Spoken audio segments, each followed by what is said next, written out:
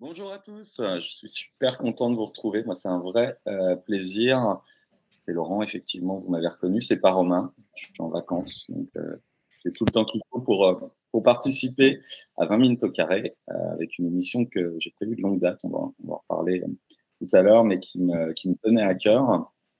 Merci à Hélène, qui, elle, n'est pas en vacances et donc est au carré, au fameux carré Champéret de Levallois. Moi, je suis pas très loin. On atteste cette luminosité déplorable. Donc, désolé si je suis un peu dans le noir. J'ai payé ma facture d'électricité, mais j'avais pas prévu cet orage un peu incroyable. Euh, Normalement, ça devrait pas couper. On devrait pas avoir de problème de son. Donc, si c'est le cas, bah, attendez 5 minutes et on revient. Parce que ça vaut vraiment le coup, puisqu'aujourd'hui, on a une émission avec un thème. On travaille de plus en plus nos émissions, ça va vous faire plaisir, avec un thème bien particulier, puisqu'on va parler de billetterie, de ticketing, avec deux des acteurs majeurs du secteur, en tout cas deux des acteurs dont on entend beaucoup parler. Ils nous diront aussi ce qu'ils pèsent dans ce game-là, et puis on verra si on a fait un bon casting. Je crois que vous vous connaissez, les gars. Donc, à ma gauche ou droite, je sais pas, j'ai pas le retour. À ma gauche, j'ai Étienne. Étienne va, Billy, Ouais, enchanté. Salut Laurent, salut Julien. avec un Y à la fin. Et Exactement. à ma droite, Julien Ranker, Taylor, avec un I au début, presque au début. Exactement, bonjour à tous les deux. Vous vous connaissez bien, je crois, tous les deux, non? On s'est déjà croisés.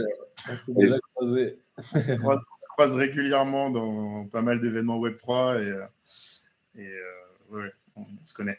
Bon, Bien. bah, c'est parfait, Julien. Tu vas pouvoir nous présenter Billy, et puis Étienne présentera Taylor, et puis comme ça. Non, l'inverse, justement. Non, moi je voudrais que tu présentes la boîte d'Étienne. Ça va être marrant. Allez, c'est parti. Dis-moi, je suis sûr que en plus, vous savez exactement ce que vous faites les uns les autres. Ok, c'est ça le twist. Tu voulais vraiment. Ouais, je t'avais dit qu'il y aurait une petite surprise. Bah écoute, alors je commence. Allez, vas-y. Billy, c'est une solution de billetterie NFT Web3 qui propose à des organisateurs d'événements de gérer leur billetterie via leur solution sur leur marketplace. Et ils ont récemment commercialisé les billets d'un événement rap à Orléans, si mes souvenirs sont bons, en juin 2022. Voilà. Allez, c'est pas mal. Étienne, est-ce que tu confirmes? Excellent pitch, Julien. Bravo. On t'embauche. C'est à toi de t'y mettre maintenant. Parle-nous de Taylor. Et Taylor, qui fait sensiblement la même chose que Billy, mais qui se sont fait remarquer pour une super opération pour l'Olympia récemment, avec des cartes de membres émises sous forme de NFT. Qui permettent de voir plusieurs concerts par an, et il me semble, c'est assez chouette, qui s'est très bien vendu, sold out très rapidement. Et puis, alors j'ai pas la valeur en tête, mais votre carte un peu ticket d'or s'est vendue autour de 25 000 €, quelque chose comme ça. Exactement 25 000 €. Et ben voilà, c'est en fait moi qui l'ai acheté, Julien. C'est pas mal. Franchement, bravo les gars vous connaissez bien vos concurrents, puisque vous êtes quand même concurrents, vous êtes un peu sur des solutions proches, même si on a compris que vous n'êtes pas exactement la même chose. On va rentrer dans le détail de tout ça. Allez, je vais commencer par celui qui me ressemble le plus. Vous allez on a remarqué que ça pouvait même être confusant, je ne sais pas comment le dire. Bien sûr, c'est avec toi, tellement je déconne. C'est avec toi, Julien. Dis-moi un petit peu comment est né Taylor et sur quoi vous vous êtes lancé, sur quel constat de départ. Alors, nous, on s'est lancé sur un constat assez simple qui était général autour de l'expérience de fan et l'expérience d'achat, de réservation d'activités de loisirs et de divertissement. On trouvait qu'en France, il y avait certaines lacunes autour justement de l'expérience, que ce soit sur des apps mobiles, de ticketing, de ce genre de choses. Et on a commencé à réfléchir autour de ça. Moi, je suis un amoureux de la scène. J'étais comédien pendant quelques années, donc vraiment, j'avais depuis longtemps envie de bosser dans ce secteur-là, et j'avais 2 associés avec qui je bossais dans la tech, dans d'autres secteurs depuis 7 ans, et on a commencé un peu à réfléchir à ce sujet-là, et en fait, on s'est rendu compte courant 2021 qu'il y avait un marché de la billetterie un petit peu vieillissant, un petit peu poussiéreux, et une nouvelle technologie qui arrivait, qui était le Web3 et le NFT, et qu'il y avait un match assez évident en fait entre ce marché et cette technologie. Et donc, on a décidé de se lancer sur cette problématique de l'expérience de fan autour du billet, donc avant, pendant et après l'événement, et donc de lancer une marketplace de billetterie NFT. C'est comme ça qu'est né Taylor en fin d'année 2021, début d'année 2022. En fait, quand vous vous êtes lancé, c'était plus ou moins le confinement, non? Il n'y avait pas trop de... Les salles ne devaient pas être... Non, alors, quand on a vraiment commencé à réfléchir au sujet, on était en plein confinement et en plein, effectivement, c'était pas la période idéale, et c'est vrai qu'on se disait ça va être compliqué quand même d'aller convaincre des investisseurs et des potentiels clients vu la situation, mais finalement les choses sont, enfin voilà, il y avait une envie aussi bien du public, des organisateurs de reprendre le cours normal de la vie et de relancer des événements, donc au final le timing était plutôt assez bon. Alors, je vois sur le chat, et ça me permet de saluer tout le monde. Salut 28, salut Mano, salut Flash McQueen, salut de nouveau Mano, je n'avais pas vu. Il y a des questions déjà sur Logi Olympia. Est-ce que ça va permettre d'être whitelisté pour tous les projets Taylor et tout ça? On rentrera dans les détails, promis, on a le temps devant nous pour parler un petit peu de tout ce qui tourne autour de cette super opération Olympia, mais aussi des autres projets que tu as en cours. Mais je me tourne vers Étienne. On va faire un petit ping-pong comme ça pour savoir si les parcours sont un peu les mêmes. Moi, j'ai vu que Étienne, les premières manifestations avec des tickets Billy sont c'est assez récent, non? C'était quoi? C'était il y a 2-3 mois. Ouais, alors là, on a fait notre première vente qui a été lancée le 11 mai, et pour un événement qui a eu lieu le 10 juin. Ouais, un concert à Orléans avec Mehdi Maizi, le journaliste rap qui faisait une grosse partie là-bas. C'est ça, ouais. En te lançant, en créant et en ayant cette idée, combien de mois auparavant? Alors, Billy, ça a été lancé en janvier 2022. Enfin, on a créé la boîte en janvier 2022. Donc, je ne suis pas tout seul, je suis avec Robin Champsé, mon associé, qui s'occupe plutôt, entre autres, de la partie tech. Moi, j'ai un parcours d'ancien créatif en agence de publicité. Et nous, la genèse de l'idée, elle vient du fait qu'avec Robin, on s'est rencontrés il y a 8 ans au festival. Et puis depuis, on en a fait beaucoup d'autres.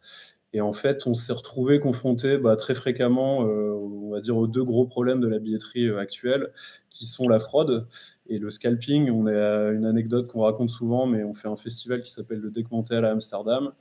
Et une fois, on y allait à 4 amis. Sur les 4 amis, on était 2 à avoir acheté nos billets en temps et en heure, donc on n'a eu aucun problème. On en a un qui a acheté son billet sur un marché secondaire, mais qui a payé 2 fois le prix parce qu'il y avait de la spéculation. Et le 4e qui a acheté aussi sa place sur un marché secondaire au bon prix, mais par contre, quand il a scanné son billet, on lui a dit désolé, il a été scanné il y a une demi-heure. Et en fait, cette place a été vendue une 30aine de fois sur Ticketswap. Et en fait, nous, pareil, quand on a découvert le Web3, les NFT, on a vu l'application immédiate et évidente qui vont régler ces 2 problèmes. Mais un peu comme le disait Julien, la deuxième mission de Billy, ça va être de dépoussiérer un peu ce secteur qui est un peu vieillissant, un peu rigide, et de venir apporter quelques touches de fun et de petites surprises à la billetterie. Voilà, bien. Parce qu'en fait, alors, juste micro-parenthèse pour ceux qui ne seraient pas familiers du terme, le scalping, c'est quand on crée des pénuries sur le marché, c'est ça ouais, c'est ça. En fait, alors, en France, c'est un phénomène qui se manifeste que sur les concerts qui sont sold out, ce qui n'est pas énorme. Mais par exemple, au UK, c'est beaucoup plus développé. En fait, c'est carrément parfois des bots en fait, qui vont acheter 2000 tickets sur un événement de 10 000 personnes et revendre ces 2000 billets une fois que l'événement est sold out à 3, 4, 5, 6 fois le prix. En fait, c'est la loi du marché. Après, c'est l'offre et la demande qui va venir réguler ça. On va tout de suite en fait continuer sur les failles de cette industrie-là, parce que là, par exemple, on parle de spéculation, mais qui profite absolument pas aux gens qui ont produit le spectacle, puisqu'en fait, c'est des tickets qui sont revendus sur un marché parallèle. Il n'y a pas d'argent qui revient à l'artiste, il n'y a pas d'argent qui revient à la scène, il n'y a pas d'argent en fait qui revient à tous ceux qui ont pris l'essentiel des risques, même si on peut considérer, si on est très permissif, que faire du scalping, c'est prendre des risques aussi. J'en profite pour saluer l'autre, salut. L'industrie de la billetterie, qui est une industrie qui est quand même très très puissante, qui s'est bien digitalisée, vous deux, vous lui voyez, avec un I après le Y, vous lui voyez à l'époque quelle faille majeure, quoi. On a parlé de la fraude, on a parlé du scalping et de la spéculation. C'est quoi finalement les limites de l'industrie des tickets? Bah, comme l'a dit Étienne très justement, je pense qu'il y a ce sujet de la fraude, mais qui quand même se limite à finalement une petite partie des événements, hein, ceux qui sont sold out très rapidement, où les billets se vendent très vite. Mais c'est vrai que c'est très frustrant pour les fans qui souvent sont super engagés. Donc ça, c'est le premier, le premier problème, même si honnêtement les acteurs historiques sur la partie, je pense, fraude et essayer de lutter, mais il y a aussi un sujet d'adoption. On l'a vu au Stade de France où la problématique est la numérisation du billet. C'est-à-dire qu'aujourd'hui, un billet numérique peut être sécurisé. Le problème, c'est quand vous commencez à l'imprimer et qu'il y a des QR codes qui commencent à se répliquer. Donc, une des problématiques de la billetterie, c'est la numérisation, en fait, tout simplement. C'est le fait d'avoir son billet sur son téléphone portable, ce genre de choses. Donc, le Web3 est une solution, le NFT est une solution. Il y a des solutions aussi dans le Web2 qui existent, qui fonctionnent bien. Mais effectivement, c'est une des failles. Et après, la deuxième faille, que moi je trouve, c'est vraiment une faille d'expérience, quoi. C'est-à-dire qu'aujourd'hui, en tant que fan, quand vous allez à un concert, c'est un événement qui est souvent hyper important dans votre vie. Avant d'y aller, j'ai l'habitude de dire que c'est une promesse et après, c'est un souvenir. Et le problème, c'est que l'expérience d'achat d'un billet, c'est quelque chose de désagréable, quoi. Vous êtes stressé, vous faites la queue, vous ne savez pas si vous allez l'avoir, potentiellement il y a une cabine, potentiellement vous n'allez pas pouvoir rentrer. Et donc, c'est toute l'expérience autour de ce billet qui était un peu à revoir. Et je trouve que le NFT, d'un point de vue expérience et communauté, c'est quelque chose qui offre beaucoup de possibilités, parce que tout simplement, au-delà de l'aspect technique du contrôle d'accès, détenir un NFT qui va vous donner accès, par exemple, à un prochain billet, c'est comme une carte de membre, ça vous garantit, parce que vous êtes engagé, parce que vous avez montré que vous faisiez partie d'une communauté, vous avez un droit privilégié par rapport à d'autres personnes qui sont des bots ou qui sont des opportunistes, des spéculateurs, qui ne vont pas pouvoir acheter un billet parce qu'ils ne font pas partie de la communauté. Et c'est ça, en fait, qui est intéressant, je trouve, aussi dans le NFT et dans cet aspect expérience et communautaire, c'est que ça résout aussi des problèmes par l'engagement, en fait, tout simplement. Ok, ça, c'est des failles qui sont plutôt du côté du consommateur, qui a une expérience qui est optimisable, on va dire ça de manière gentille. J'imagine qu'il y avait aussi des failles du côté de l'organisateur et de la salle de concert, du club de sport, de l'organisateur d'événements, quel qu'il soit. Moi, j'ai souvenir quand DICE a pris des parts de marché, que la question de la data était assez centrale dans tout ça, savoir un petit peu qui récupère l'information sur le consommateur, puisqu'on peut, même si c'est des biens culturels, très souvent les sportifs, on peut parler de consommateur. Quelles autres failles vous voyez dans cet aspect-là de la relation entre une entreprise et des prestataires qui vendent leurs tickets? Moi, ce que je pointerais aussi, et je ne sais pas si vous partagez cette expérience, quand j'étais plus petit et que j'allais voir des concerts et que j'avais des billets papier, en fait, on avait un rapport à ce billet qui était assez précieux. En fait, c'est ce qui allait nous donner ce souvenir. Donc, j'avais cette petite boîte où je collectionnais un peu mes bracelets de festival, mes billets de concert. Mon associé Robin, lui, c'était plutôt des tickets de matchs de foot du PSG. Voilà, on avait cette petite boîte, ou alors parfois ça se retrouvait sur le frigo, mais on avait un objet tangible en fait qui nous permettait de nous rappeler cet événement. Aujourd'hui, comme Julien l'a dit, près de 90% des billets sont émis digitalement. Donc c'est un QR code qu'on reçoit par mail sous format PDF. Et donc on a complètement perdu cette petite sensation de collection en fait et d'objets tangibles en fait liés à l'événement.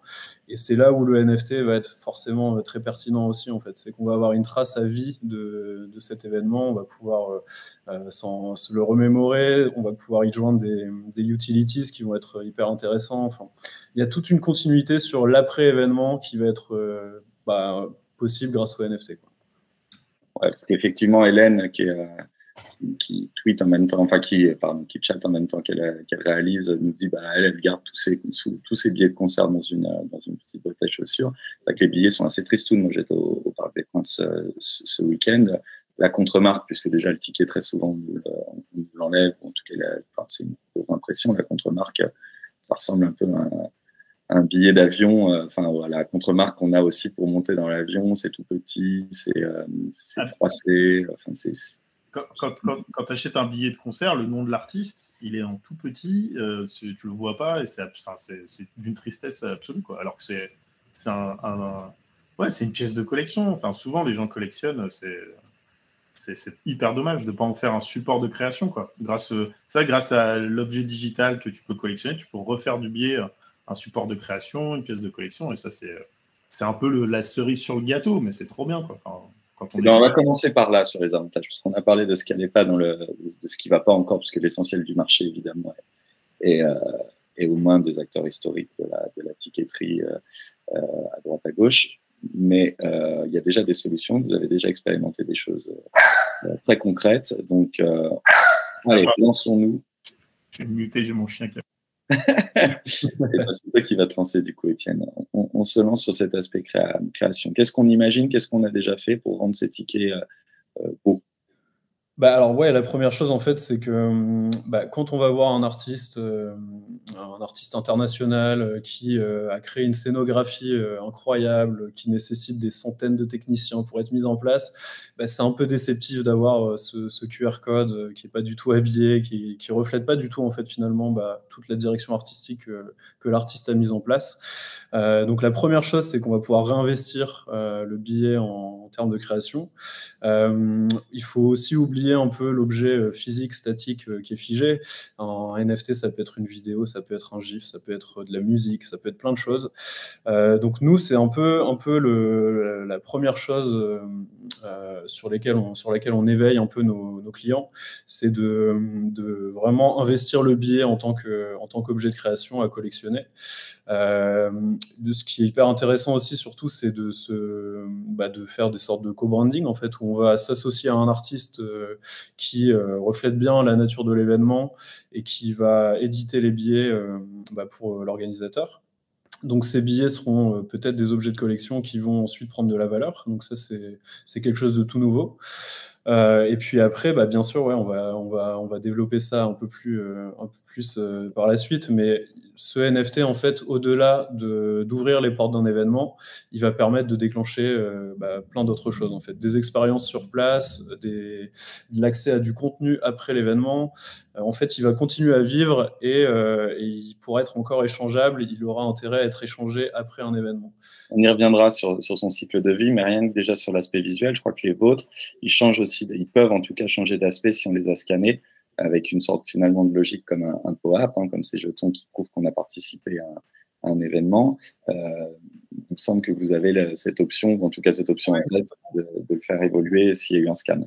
Exactement, en fait, ce qu'on peut faire, c'est avoir un billet qui peut être en noir et blanc, peut-être un peu statique, et au moment où il a été scanné, à l'entrée de l'événement, il va prendre vie, il va s'animer, prendre des couleurs, ou complètement changer, en fait. Donc il y a plusieurs états disponibles sur le NFT, et puis après, en fait, c'est en fonction des actions qu'on va réaliser avec lui qu'on va le voir évoluer, en fait. Ça pourrait être génial pour une carte de membre. Je dis ça, Julien, je ne sais pas si tu as pu discuter avec ton chien et raisonner, mais pour une carte de membre, il y a plein de choses à imaginer aussi de ce type, selon le nombre de fois où on se sert réellement de cette carte de membre, où on montre non seulement qu'on avait l'ambition d'aller 15 fois au stade dans l'année, mais qu'on a réellement fait ces 15 fois au stade. Je te parle de carte de membre parce que vous en avez fait une qui a fait parler d'elle, celle de l'Olympia, les OGs. En quelques mots, si tu peux nous expliquer un petit peu quelle était. Ouais, alors nous sur les OGs, on a vraiment joué la carte de la personnalisation et de l'exclusivité, c'est-à-dire que il y avait 250 cartes de membres et les 250 sont uniques en fait. On a vraiment créé une identité du fan dans chacune des cartes.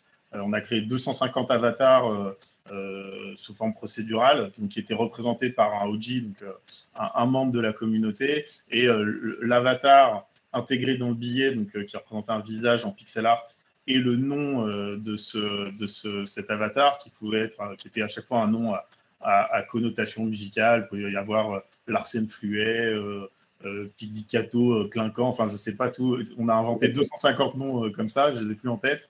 Et un nom d'un boss qui s'appelle Oreille Absolue, qui est le NFT unique parmi les uniques qui a été vendu aux enchères. Et donc vraiment on a joué. C'était aussi un peu un clin d'œil parce qu'on s'appelle Taylor. Taylor, ça veut dire sur mesure, personnalisation. Et c'est vrai qu'on avait cette envie qu'il y ait un aspect vraiment aussi personnalisé, que chaque détenteur d'un NFT ait une identité digitale de OG et puisse la revendiquer et exister dans la communauté en tant que telle. Donc voilà, on a vraiment joué. Après, c'est vrai que sur l'aspect évolution de la carte, c'est des choses qu'on pourra mettre en place où plus vous détenez de NFT d'un artiste, vous allez avoir des NFT qui vont évoluer, des fusions de NFT. On peut imaginer plein de choses, quoi.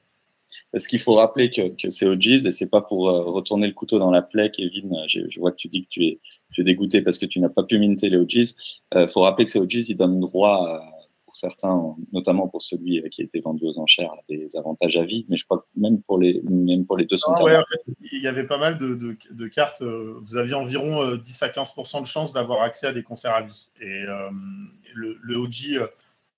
celui qui a été vendu aux enchères avec une part reversée à une association des bénéfices, c'était 12 concerts par an à vie pour 2 personnes.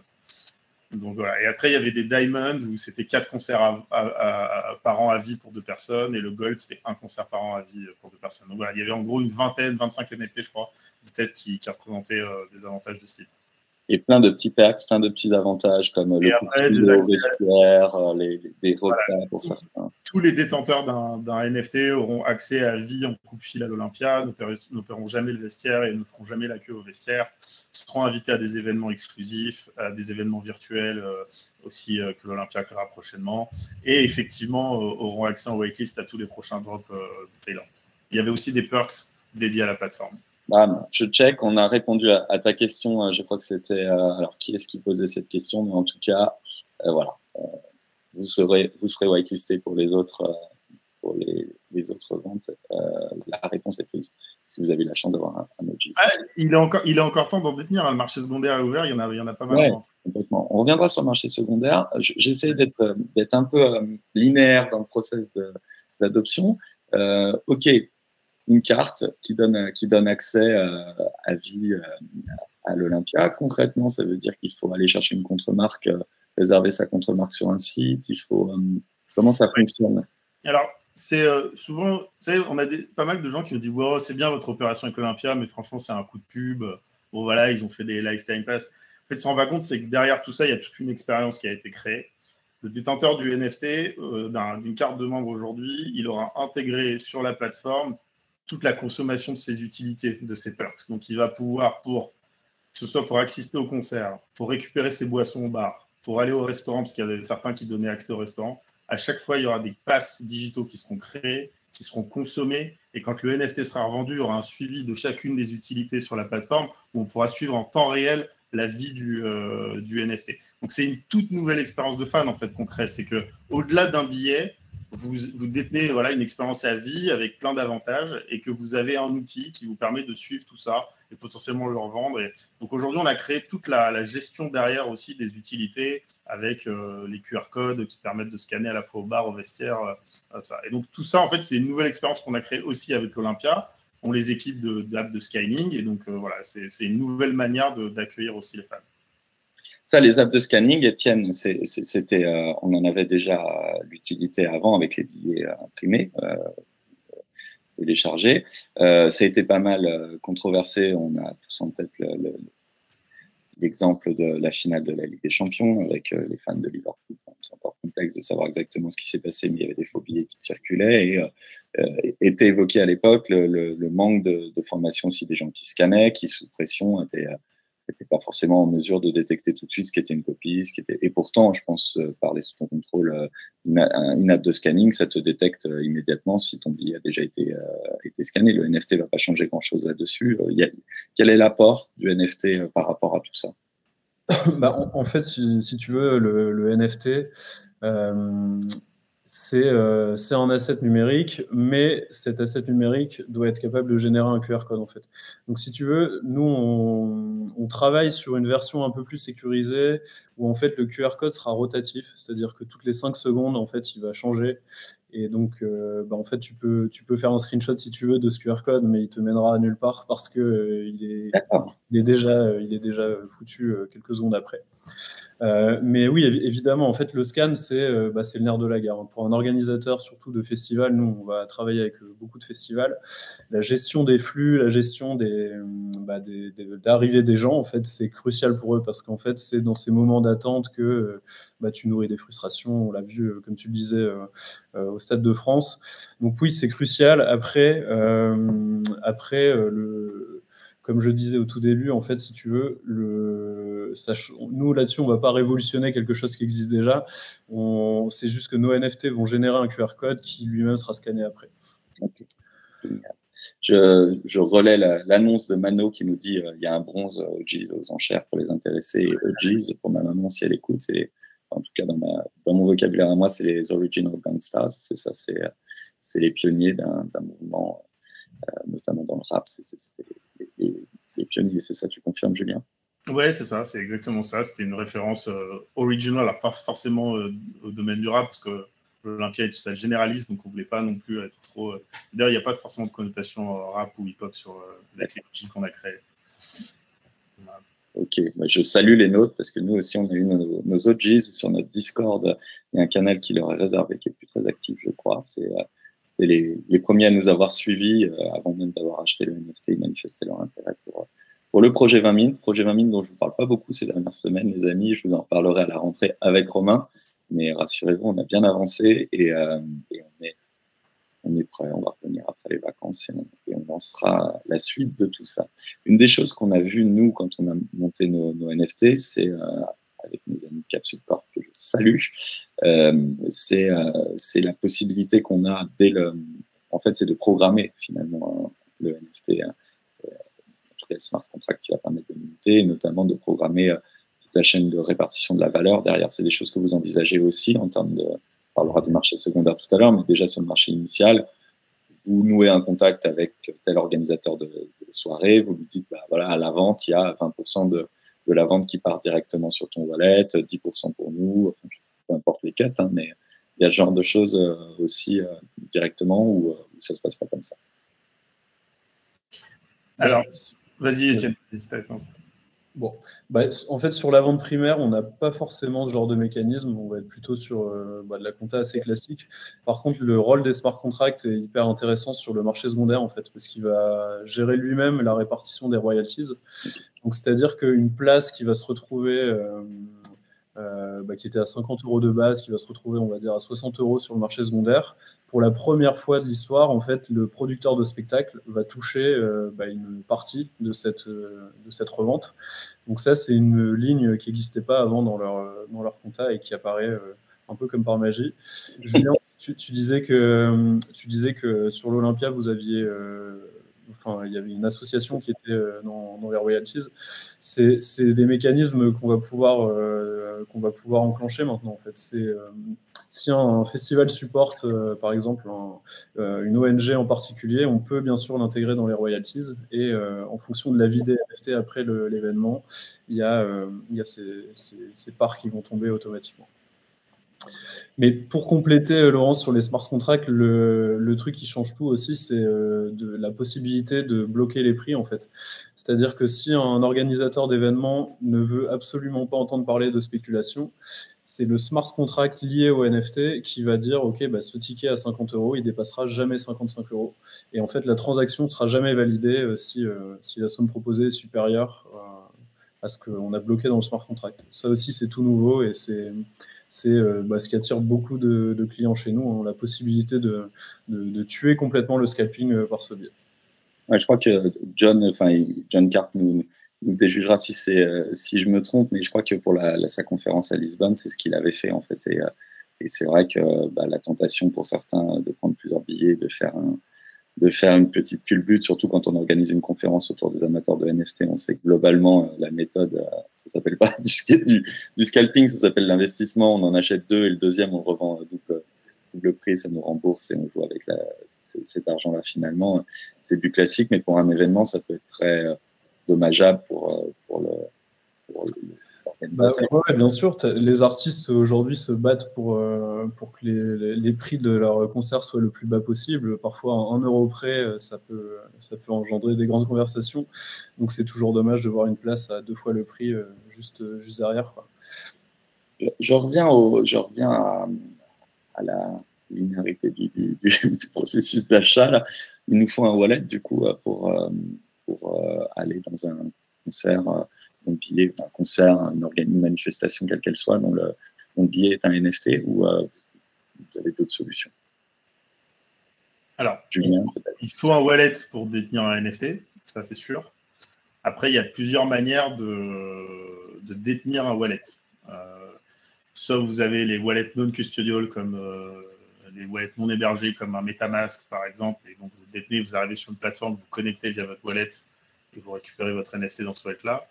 Soit, comme c'est le cas aujourd'hui sur Taylor, quand vous vous connectez avec votre adresse mail sur Taylor, nous on vous crée un wallet Taylor dans lequel on va mettre vos NFT.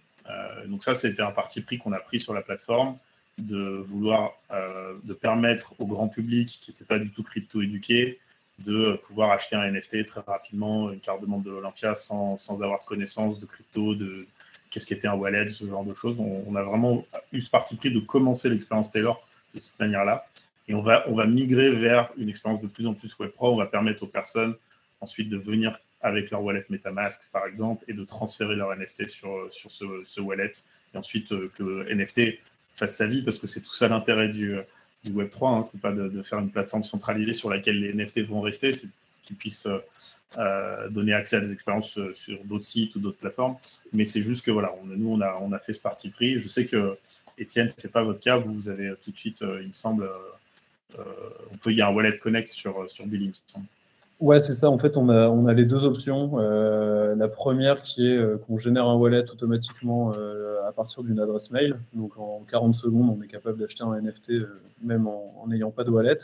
Mais nous, on est sur Tezos comme blockchain et on a un outil qui permet de relier son wallet Tezos en quelques clics aussi. Mais pour donner, à titre d'exemple, sur le concert rap à Orléans le 10 juin, on a eu 95% d'utilisateurs qui ont créé un wallet à partir de leur mail et seulement 5% qui ont relié un wallet existant. D'accord. Ok. Est-ce que c'est un frein, ça, l'aspect wallet parce que pour les gens, ils n'ont peut-être pas forcément conscience, ceux qui ne sont pas cryptophiles, d'avoir un wallet. Ils se disent qu'ils ont une app aux couleurs. Finalement, quand on achetait son billet sur Dice, ou quand on achète son billet sur Dice, il se porte bien. On a besoin de l'application Dice et puis on ne se demande pas si c'est un wallet ou autre chose. Ouais, mais après, c'est tout l'enjeu du Web Pro. C'est-à-dire, si le but, c'est d'avoir une expérience à la DICE centralisée, fermée, où vos billets vont rester sur DICE, et bien évidemment qu'à aucun moment vous avez besoin de wallet, et en fait, à aucun moment vous avez besoin de NFT. Vous faites une expérience Web 2 et vous pouvez recréer à peu près la même chose. La seule chose que vous n'aurez pas, c'est l'aspect décentralisation, c'est-à-dire qu'un moment, vous pouvez sortir de DICE et vous détenez votre billet, vous en faites ce que vous voulez. Si vous avez envie de le vendre sur une marketplace, s'il y a un artiste qui crée un site internet avec une expérience dédiée aux détenteurs de NFT, vous pouvez y aller, vous pouvez faire ce que vous voulez. Et en tant qu'émetteur ou marketplace d'origine sur laquelle a eu lieu le mint original, vous n'avez plus votre mot à dire. Si vous ne faites pas ça, en fait, vous faites du Web 2. Donc c'est tout le... Et c'est pour ça qu'à un moment, il faut quand même réussir à faire en sorte que les gens détiennent leur propre wallet et que leur NFT soit sur leur propre wallet pour qu'ils aient leur expérience Web3.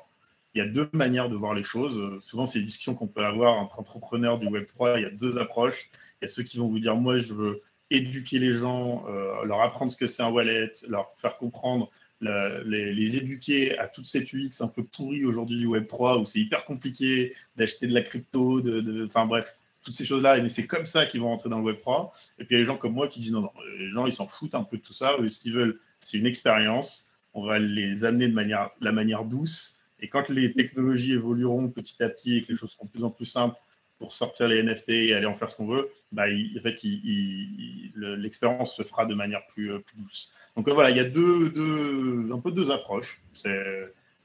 Chacun fait comme il veut, mais en tout cas, chez nous, c'est assez clair. C'est surtout aussi l'approche, j'imagine, de la salle qui a elle, envie que ça se remplisse. En fait, tu as raison, c'est exactement, tu vois, la problématique aussi. Tu parlais des smart contracts, de la répartition automatique des flux.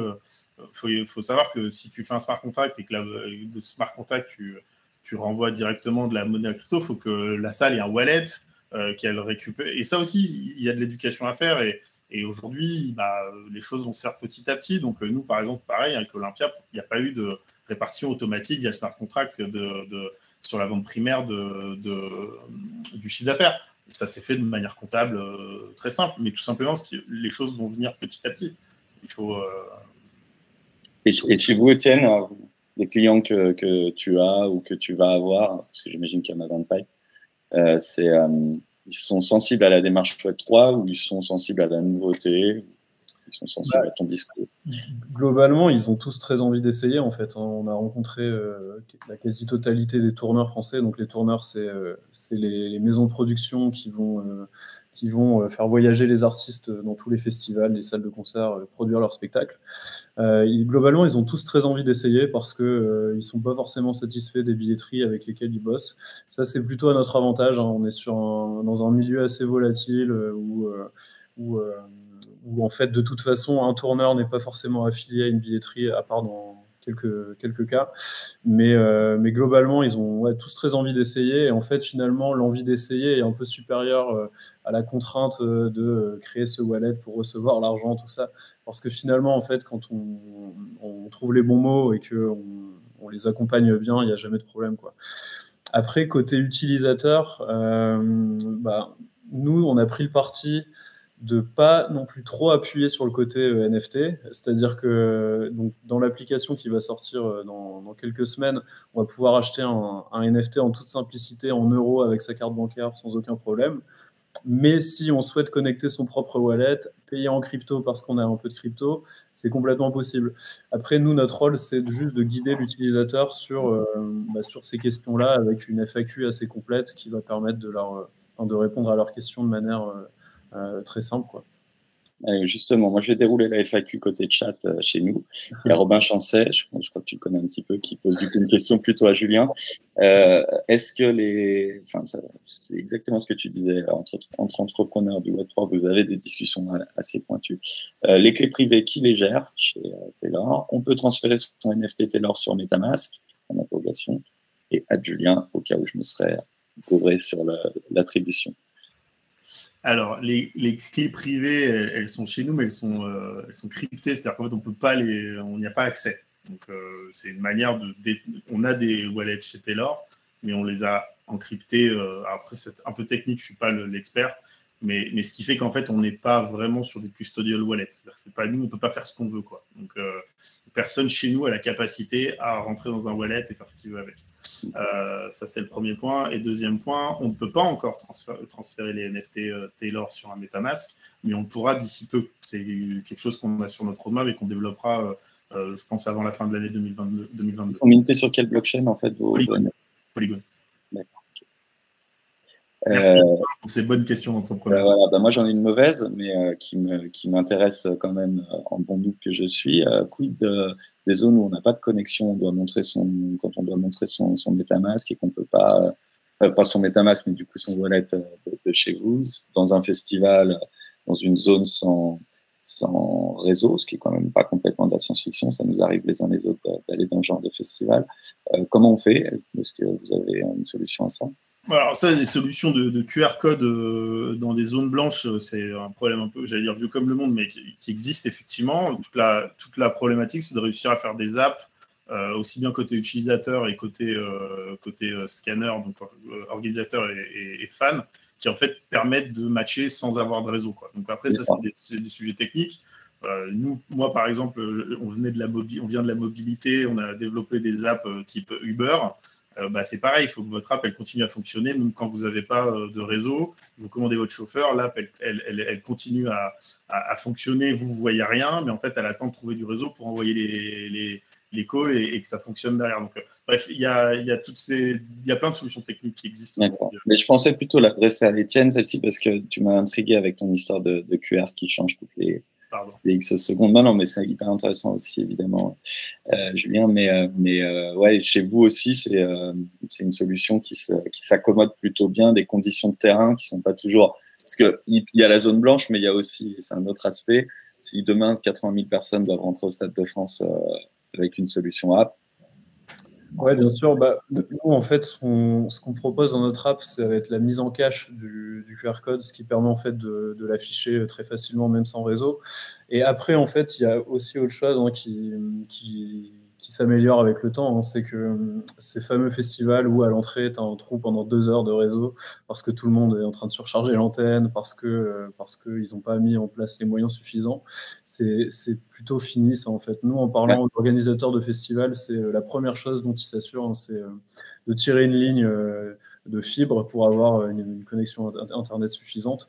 Après, forcément, il y aura toujours des cas où c'est un peu plus compliqué, mais on arrivera toujours à faire rentrer les gens. Après, tu sais, tu peux le faire aussi avec juste une liste de noms, en fait, en récupérant un mail à la main, à l'ancienne, mais il y a toujours des solutions. Ouais. Ben oui, j'imagine. Mais tu vois, j'étais au Vieille Charrue, notamment pour aller au Westfall Festival pour présenter 20 minutes. Et je peux te dire qu'il y a encore, même s'ils tirent des fibres, il y a encore des petits problèmes de réseau quand on est 70 000 dans un espace comme celui-là. Et je pense que ça va s'améliorer, mais c'est pas toujours encore très simple. On n'a pas parlé du marché en tant que tel. Le concert, les festivals, c'est la ligne principale pour vous? C'est le plus gros segment, ou c'est les petits organisateurs, ou c'est le sport, je ne sais pas, même le patrimoine, finalement, le ticketing, on ne s'en rend pas compte, mais il y en a un peu partout. Tu veux y aller, Julien, ou... Vas-y. Ok. Nous, en fait, on rentre par la musique parce que c'est une application déjà qui nous plaît beaucoup. On est passionné de culture, on fait beaucoup de concerts, beaucoup de festivals. C'est quelque chose de très populaire, en fait. Donc, quand on se parle de démocratiser un peu le Web3, de démocratiser cette solution, on trouve que la porte d'entrée de la musique est évidemment très intéressante. C'est un marché qui est dynamique, qui est ouvert, qui est très intéressant pour nous. Mais bien sûr qu'il y a de la billetterie partout, et les événements pro notamment, on se parlait tout à l'heure d'événements NFT un peu partout en France. Accompagner ces acteurs-là, c'est évidemment dans nos objectifs. Et puis le sport aussi, bien sûr, qui va être un gros segment. Il y a plein de choses à faire. On ne peut pas s'attaquer à tout en même temps, malheureusement. Donc, nous, on se focus plutôt sur la musique pour le moment. Et chez vous, Julien, parce que le sport, c'est vrai qu'on voit des partenaires de clubs sportifs issus du Web3 un peu partout, ou en tout cas qui tournent autour des crypto-monnaies. On voit des initiatives chez le PSG assez en pointe sur les initiatives autour des NFT. J'imagine que le club aussi. Ça doit être tentant, non, d'aller voir ces structures-là. Ouais, bien sûr. En fait, nous, honnêtement, j'ai sensiblement la même réponse qu'Étienne, c'est-à-dire que nous, aujourd'hui, tout ce qui va tourner autour de l'expérience live va nous intéresser, parce que c'est ce qui a, à mes yeux, le plus de valeur pour les fans, c'est de se déplacer sur un événement et de vivre quelque chose ensemble. Donc oui, ça peut être le sport, ça peut être les événements corpo, ça peut être la musique. C'est vrai que nous, la musique, ça s'est fait aussi un peu le domaine artistique, parce que mon background, mon historique m'a poussé à aller plus vers ce domaine-là. Mais oui, on discute aussi avec des acteurs du sport. Après, c'est vrai que sur les acteurs du sport, les gros acteurs aujourd'hui sont un petit peu accaparés par les mastodontes du Web3, qui peuvent être les FTX, les Binance, ce genre de choses qui essayent de faire un peu tout dans le Web3 et parfois un peu n'importe quoi, pour se le dire aussi. Donc voilà, nous aujourd'hui, c'est vrai qu'on travaille sur l'univers artistique et de la musique. On va faire notre petit bonhomme de chemin, et si tout se passe bien, on arrivera aussi à bosser avec des acteurs du sport assez rapidement, je pense. Alors Robin nous dit sport égale placé égale la douleur. Moi, je suis quand même dans des concerts où on est placé. Je pense que vous aurez aussi ces problèmes-là en musique, mais en revanche, ça me permet de faire ce lien avec finalement un billet. À la base, c'est un billet de concert, c'est un NFT en papier, quoi. C'est un truc non fongible avec son numéro, avec son... C'est censé être non fongible. Le problème, c'est que le support technologique sur lequel il est, qui est le papier, le rend totalement fongible. Donc, ça doit leur parler quand même beaucoup aux gens qui organisent des concerts de partir de moins loin, non? Que dans d'autres domaines autour du Web3, quoi, c'est peut-être plus simple de leur vendre une solution de ticketing que une DAO pour décider de quel artiste viendra sur scène dans leur festival ou ce genre de choses. C'est quoi l'accueil des professionnels de la musique quand vous arrivez avec Billy, par exemple? En fait, au-delà du billet qui va être plus sécurisé, qui va permettre de réguler un peu la spéculation, tout ça, nous, ce qu'on leur propose, en fait, c'est surtout de venir y joindre des expériences un peu exceptionnelles. Donc, on a ce qu'on appelle Billy Wonka, qui est une référence à Charlie et la chocolaterie et son ticket d'or. En fait, nous, ce qu'on propose à l'organisateur d'événements, ça va être d'éditer plusieurs niveaux de rareté dans ces billets. Donc, des billets, on va dire, classiques qui donnent accès à l'événement, avec bien sûr à chaque fois un petit quelque chose en plus, un petit contenu digital qui sera consultable après l'événement. On a des billets intermédiaires qui vont donner accès à du merchandising, des choses comme ça. Et puis le fameux ticket d'or qui va être une expérience un peu exceptionnelle. Je ne peux pas citer le nom du festival, mais on parle avec un grand festival français où ce fameux ticket d'or permettrait d'appuyer sur le bouton qui va allumer les flammes quand la nuit tombe sur la scène, ce genre de choses. Il y a Dour Festival en Belgique qui a fait un truc assez intéressant cette année. Ils ont fait un billet un peu ticket d'or qui donne accès à un toilette privé pour soi. Si vous avez déjà fait Dour Festival, vous comprendrez tout. J'imagine assez bien. Donc voilà, en fait, c'est surtout proposer tout ça. Quand on parle à un acteur, à une grande maison de luxe qui fait un défilé de Fashion Week, le billet peut devenir, le NFT peut devenir un wearable dans le métavers. En fait, le NFT, il peut avoir plein de casquettes, plein d'utility. Nous, on essaie juste de montrer un maximum d'exemples aux clients avec lesquels on bosse pour leur donner des clés, mais c'est un nouveau territoire d'expression créative qui permet de faire plein de choses, en fait. Et donc, surtout, d'agréger à chaque fois après un événement sa communauté à travers tous les détenteurs de NFT pour leur proposer des expériences un peu cool. Pour les festivals, on fait beaucoup l'accès à une early bird privée qui permet de garantir sa place pour la prochaine édition ou un petit discount un peu particulier. Enfin, il y a vraiment plein de choses à imaginer là-dessus. Et peut-être, une fois qu'on a connecté son wallet, on pourrait imaginer aussi de payer à l'intérieur des festivals. Non, chez Quiz Event, qui fait de la solution de billetterie, fait aussi de la solution de paiement. C'est des choses qui peuvent se combiner assez bien, non? Alors, le fameux cashless. Mais voilà, c'est ça. Le fameux on oublie que ça coûte quelque chose d'acheter une bière. Non, mais pas uniquement parce qu'on est sous. Et puis, en fait, alors moi, pour l'avoir vécu 2-3 fois cet été, le cashless avant était hyper intéressant parce qu'on n'avait pas forcément de sans contact, en fait. Donc, on rechargeait une carte qui nous permet après de payer hyper rapidement. Mais ce que c'est devenu maintenant avec le Apple Pay qu'on a sur son téléphone ou son sans contact, c'est on a simplement rajouté une étape supplémentaire, en fait. C'est-à-dire qu'on rentre dans un festival, on doit aller à une borne pour recharger une carte en sans contact pour payer ensuite en sans contact avec cette carte qu'on a rechargée. Ça n'a plus vraiment de sens. Mais effectivement, le NFT, l'application Billy, par exemple, pourrait servir à régler ça. Juste pour le redire, mais ce qu'on a fait avec l'Olympia, là, par exemple, sur les avantages de certains des cartes de membres, il y a certaines cartes de membres donnent accès à des boissons gratuites à chaque concert auquel vous allez. Et ce sera géré en cashless. C'est-à-dire que le détenteur du NFT aura pour chacune de ces boissons un QR code dynamique qui pourra faire scanner par la personne au bar qui lui donnera ses boissons. Donc en fait, c'est des choses qui, effectivement, mais ça c'est de la technologie Web 2, mais qui est rattachée au fait d'avoir la propriété d'un NFT. C'est prometteur. Moi, il y a une question que je me pose souvent avec les NFT, puis que j'ai aussi à résoudre de notre côté, c'est comment on fait de la relation client push, en fait, du push client. Comme on repropose à quelqu'un qui a acheté un OG, par exemple, puisque j'étais avec toi là, Julien, de continuer l'expérience, de venir acheter quelque chose d'autre. Finalement, tu disposes quoi, que de son adresse publique. Tu ne peux pas lui faire de notification, j'imagine, ou alors comment ça fonctionne, en fait?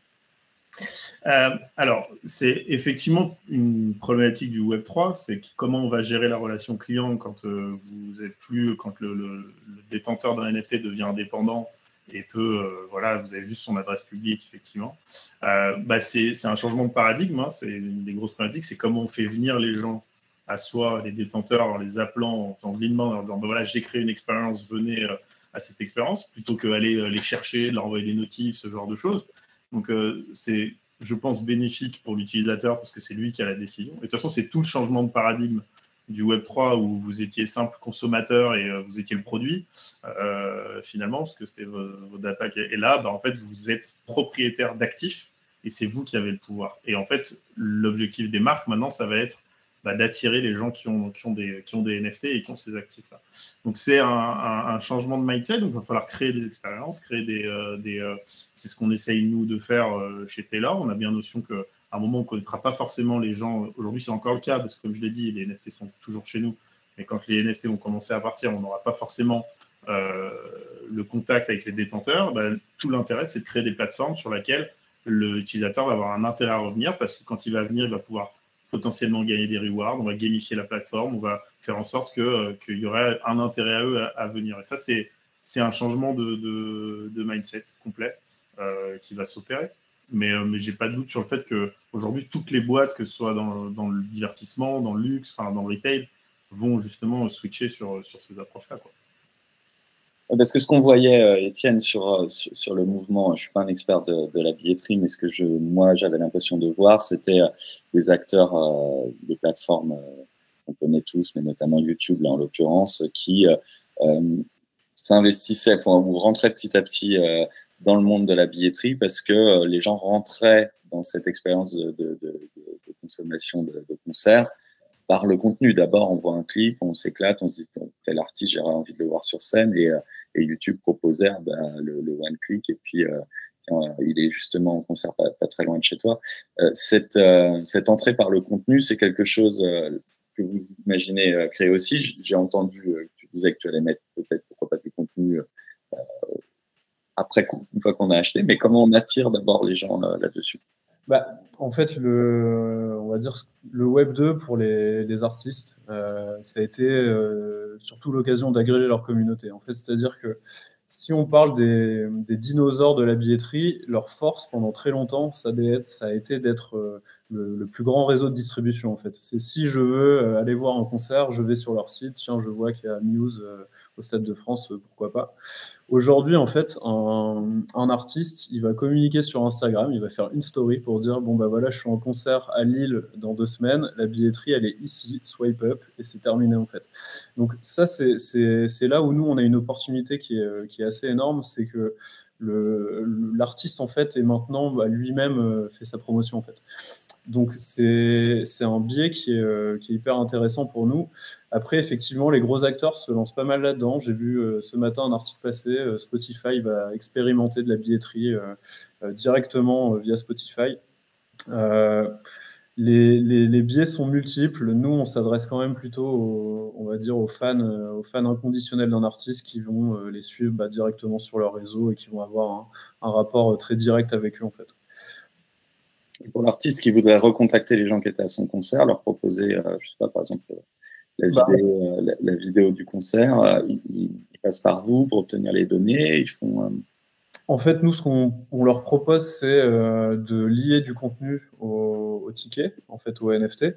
Et en fait, ça se présente tout simplement sur l'application Billy. On aura un petit onglet qui nous permet d'écouter des chansons, de voir des vidéos, d'obtenir des codes pour avoir des avantages divers.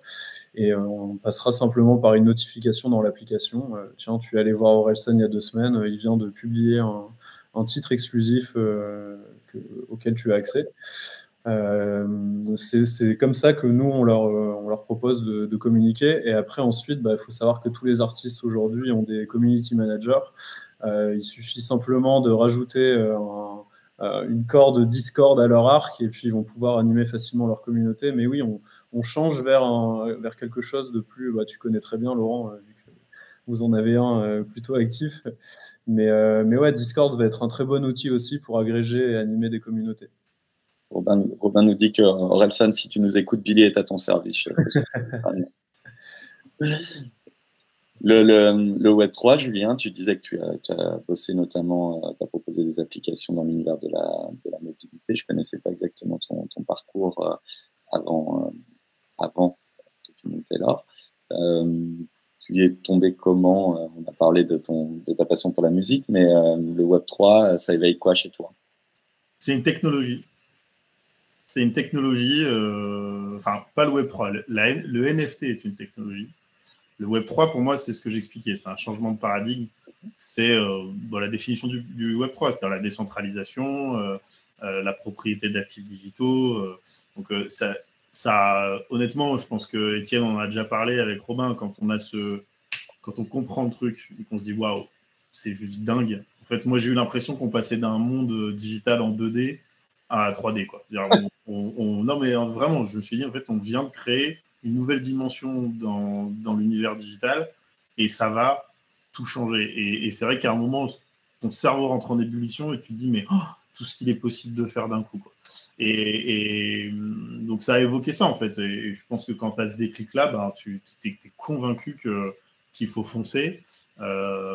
Et même si, oui, j'ai pas de crainte à le dire, je suis pas un crypto guy qui a acheté des bitcoins en 2009.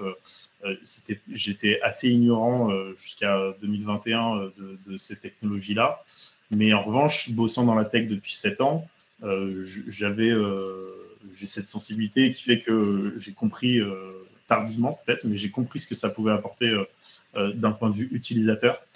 Et je suis vraiment arrivé avec une approche d'utilisateur en me disant, moi qui suis acheteur de billets, de spectacles, qui consomme de l'expérience, qu'est-ce que j'ai envie que ça m'apporte? Qu'est-ce que je voudrais qu'une boîte fasse pour moi? Et ça a été comme ça qu'on est arrivé à Taylor et qu'on essaye de créer cette plateforme pour les fans avec une expérience juste dingue. Étienne, toi, tu as eu un parcours également assez précoce dans la tech, non? Alors, moi, pas du tout. Moi, je suis la moitié du binôme qui est dans la créa, mais c'est Robin dans le chat qui était lead tech pendant 4 ans avant de fonder Billy. Ouais. Et qu'est-ce qui t'a plu dans le Web3? Qu'est-ce qui t'a donné envie de... C'est un peu ce que Julien disait, hein. On rentre dans un nouveau paradigme qui va permettre aux créateurs de profiter plus directement de la valeur de ce qu'ils créent, ce qui est quand même génial. Et puis en fait aussi, ça va permettre de développer toutes sortes de choses. En fait, moi aujourd'hui, les artistes que je suis sont majoritairement digitaux. Et donc, en fait, leur donner la possibilité d'émettre des œuvres digitales, ça change tout, quoi, en fait. Et puis, finalement, globalement, tout ce qu'on consomme est digital, même quand on consomme de la musique aujourd'hui.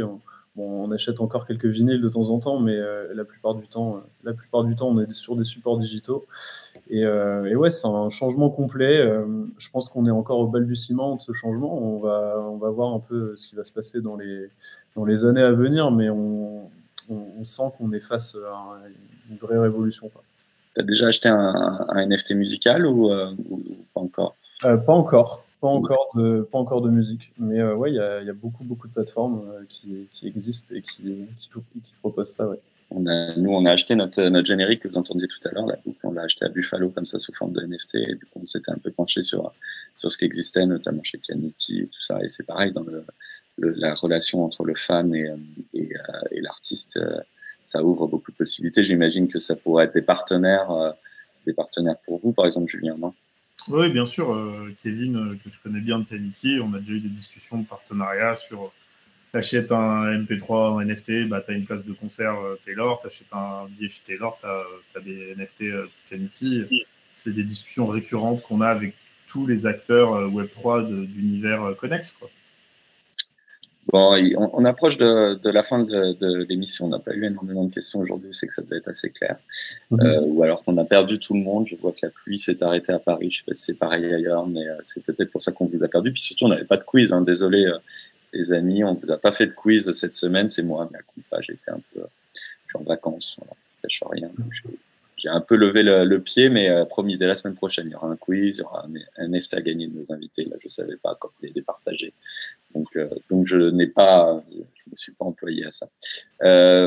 Vous parliez tout à l'heure de la boîte de collection de tickets qu'on a les uns les autres chez nous. Qu'est-ce que vous aimeriez mettre dans la vôtre? Et ça nous permettra de savoir un petit peu, d'en savoir un peu plus sur vous avant de vous retrouver, je crois, l'un et l'autre à Biarritz la semaine prochaine pour une table ronde autour des NFT. Vous aimez la musique? On va surtout parler maintenant de musique. On a trop parlé de NFT. Qu'est-ce que vous mettez dans votre boîte? Alors, moi, la première chose que j'aurais adoré et que j'adorerais avoir, c'est le billet NFT du premier concert d'Orelsan à la Boule Noire. D'accord. Celui où il a recréé sa chambre, là ou... Non, ça, c'était à l'Accor Arena.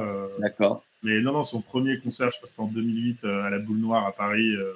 Ce billet NFT-là, s'il avait pu exister, si j'avais pu le faire, je le garderais précieusement. Et le deuxième, c'est pour Robin, l'associé d'Étienne, ce serait le billet du PSG Barça du 600.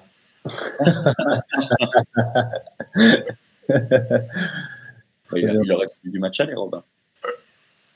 Peut-être. Et toi, Étienne?